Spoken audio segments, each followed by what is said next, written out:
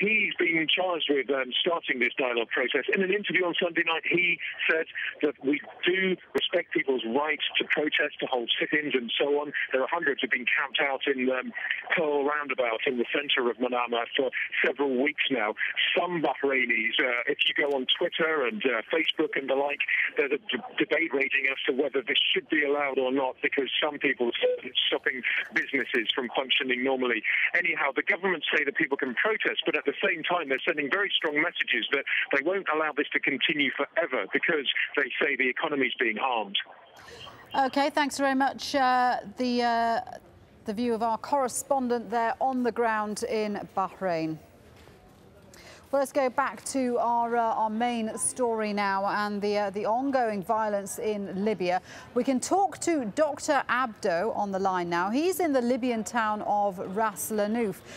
Doctor, thank you for joining us. We know that Ras Lanuf is one of the flashpoint areas where clashes are happening between protesters and Gaddafi forces. Can you tell us what the situation is now?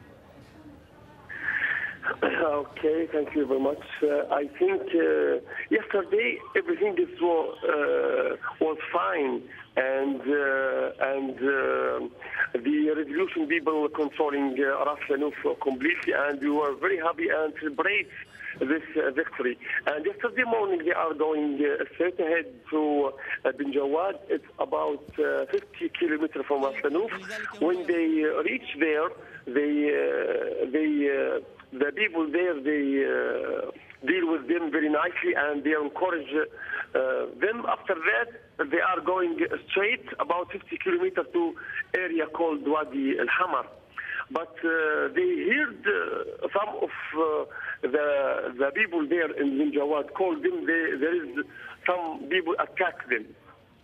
They are from Sabha, and there are some people from Bin Jawad family where they are heading Gaddafi people in their houses. So are you saying that fighters are moving between Ras Lanuf and other areas where they're needed for defense? Is that what's happening?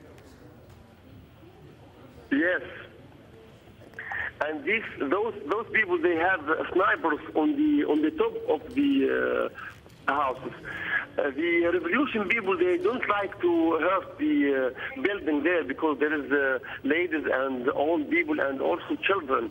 So they are waiting for those people to coming out, and they talk them by mic, but no response. And about 70 people are hurt, superficial wounds, as can I say, and 7 died yesterday. Doctor, can I ask you, there's been reports of air attacks on Ras Lanuf. Have you seen Gaddafi's aircraft attacking the town? Yes, I am coming to this point.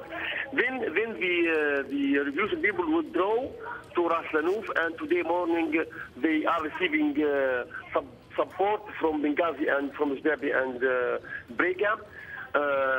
After that, starting the attacks, those people, they are using air forces. They hurt the gate in Ras Lanuf, but fortunately all the people ran away and nobody is hurt. And another air forces to one bomb to the hotel. It's the only one hotel in Ras Lanuf. And it's not, no explosion happened. Only the arrow coming or the bomb coming as such, and only hurt the building. This is the last news. And now there is some people hurt, and Ras Lanuf hospital is not enough for receiving them. Okay. And they are transferring most of the case to Jdebi. Thank you very much indeed for updating us on the situation there. Dr. Abdo speaking to us from Ras Lanuf. We've got a lot more to come this hour, including... Changing gears, how drivers in Spain are having to slow down on the nation's highways as a result of the crisis in Libya. And on patrol with international forces in Afghanistan, we look at how successful the extra American troops have been.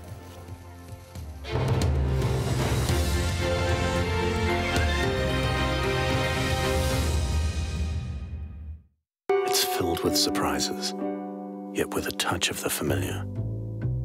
It's all those things you imagined and some you didn't. It intrigues and fascinates, and often delights. It's a story of the world, and it's one with many endings. The 5-star global network fly to over 90 destinations on board one of the world's youngest fleets. Qatar Airways, world's 5-star airline.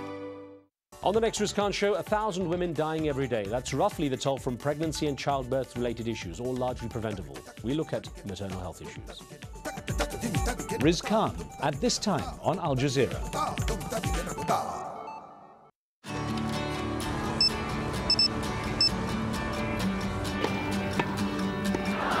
From the world to your phone. Al Jazeera Mobile.